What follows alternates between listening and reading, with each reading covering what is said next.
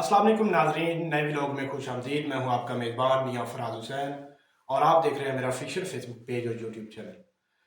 नाजरीन, 2024 के इलेक्शन का दंगल बच चुका है। तमाम सियासी जमातें हैं जो वो अपना अपना जोर लगा रही हैं।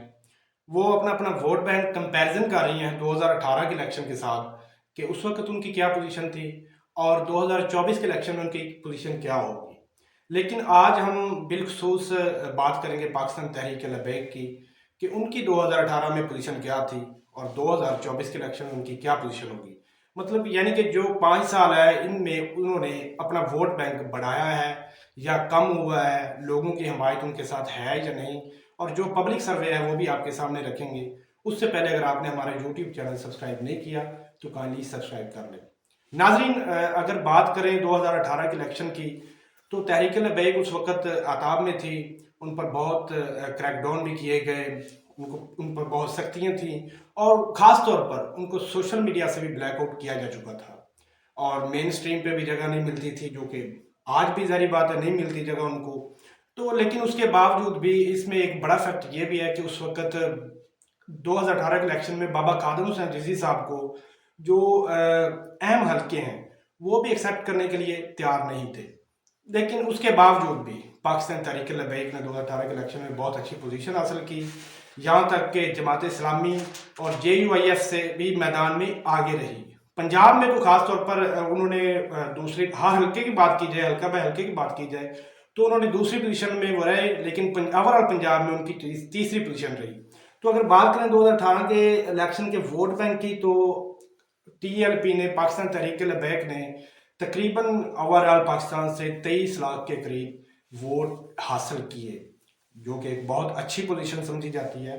और तमाम दूसरी सियासी जमातों के लिए ये एक बहुत बड़ा सरप्राइज था मेरे ख्याल में कि एक नई जमात जो बेसिकली मजहबी जमात समझी जाती है वो इतने असर वसू के साथ आगे आ रही है और इतना वोट बैंक उन्होंने वोट हासिल किया है 2018 के इलेक्शन में।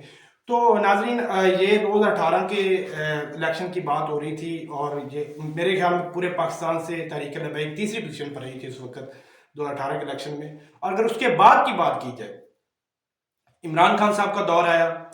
इमरान खान साहब के दौर में तहरीक लबैक पर बहुत ज़्यादा क्रैकडाउन हुआ, इस बात में कोई शक नहीं। आपने भी देखा, हमने भी देखा, सोशल मीडिया पर उनको ब्लैक आउट किया गया, उनको मेन स्ट्रीम से ब्लैक आउट किया गया, जो कि मेरे ख्याल में अब तक भी है। आपको इतनी खासियत में नज़र नहीं आती होगी TLP जो मेन स्ट्रीम पर है। तो उसके बाद साद हुसैन रिजवी साहब जो है वो गिरफ्तार हुए, इनके जो मेन शुरा के कारकुन हैं वो भी गिरफ्तार हुए, इनके वर्कर्स गिरफ्तार हुए। तो बहुत ज़्यादा क्रैकडाउन का फेस करना पड़ा। लेकिन उससे बड़ी बात यह है कि इस सारी फेस का सामना करके जैसे साद हुसैन रिजवी साहब ने अपनी जमात को इस पोजीशन पर ला के खड़ा किया, इस सारे मामला से निकाल कर जिस पोजीशन पर अब खड़ी है, ये भी बहुत बहादुरी की बात है। आज अगर हम TLP के, पाकिस्तान तहरीक लबैक के वोट की बात करें तो मेरे ख्याल में बहुत ज़्यादा है, पॉपुलर पार्टी समझी जाती है, क्योंकि इमरान खान साहब को मेरे ख्याल में इलेक्शन में वो ग्राउंड लेवल नहीं मिल सकेगा, मुहैया नहीं हो सकेगा, उसका फ़ायदा पाकिस्तान तहरीक लबैक को हो सकता है। और अगर बात करें 2024 के इलेक्शन की तो जो कि बज़ाहिर होते हुए तो नहीं नज़र आ रहे फरवरी में, या फिर उससे लेट भी हो सकते हैं। ये भी एक बहुत बड़ा इशू है। अगर फरवरी में इलेक्शन नहीं होते 2024 में तो ये पाकिस्तानी कौम के हक पर डाका मारा जाएगा और ये ज्यादती की जाएगी पाकिस्तानी कौम के साथ, जो कि नहीं होनी चाहिए। और इस पर भी सख्त रिएक्शन दिया साद हुसैन रिजवी साहब ने कि हम अगर इलेक्शन नहीं हुए तो हम इसके खिलाफ भरपूर सख्त रद्दमल सामने रखेंगे, हम सड़कों पर निकलेंगे, एहतजाज करेंगे। और उनकी बात बिल्कुल बजाय है। बाकी भी तमाम सियासी पार्टियों ने ये इलामिया जारी किया है कि इलेक्शन हर सूरत होंगे फरवरी में। तो नाजरीन, जैसे इसके साथ ही अगर हम पब्लिक सर्वे की बात करें पब्लिक सर्वे में अगर हम पंजाब पर आ जाएं तो पंजाब में पाकिस्तान तहरीक लबैक जो है वो दूसरी पोजीशन पर खड़ी है। पहली पोजीशन पर बिल्कुल इमरान खान साहब हैं, लेकिन उनको उनका टिकट लेने वाला कोई बंदा सामने नहीं आ रहा। मतलब कि उनके, जारी बात, अगर कोई लेना भी चाहेगा तो उनको टिकट लेने नहीं दिया जाएगा। तो उसके बाद पाकिस्तान तहरीक लबैक के जो है चेयरमैन साद रिजवी साहब, वो पॉपुलर लीडर समझे जाते हैं اور اگر سندھ کی بات کر لیں تو سندھ میں پاکستان تحریک لبیک کی جو پوزیشن ہے پبلک سروے کے مطابق وہ تیسرے نمبر پر ہے. اور اگر کے پی کے میں بات کر لیں تو کے پی کے میں بھی بہت اچھی پوزیشن ہے پاکستان تحریک لبیک کی.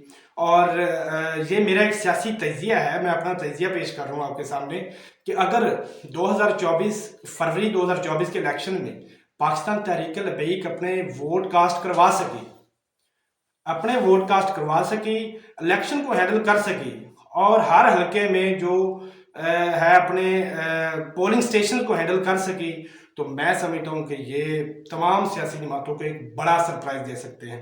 اس بات میں کوئی شک نہیں ہے. آپ میری اس بات سے ڈینائی بھی کر سکتے ہیں، وہ آپ کا حق ہے، اور کیونکہ آپ اپنا نظریہ رکھتے ہیں. تو اسی کے ساتھ اگر بات کی جائے اوور آل تو پاکستان تحریک لبیک کی جو پوزیشن ہے وہ اب کافی اچھی خاصی مطلب کہ بڑھ چکی ہے، مضبوط ہو چکی ہے. گزشتہ دنوں جو اسرائیل اور فلسطین کی جو جنگ چل رہی ہے اس پر بھی تحریک لبیک کا جو سخت ری ایکشن سامنے آیا ہے.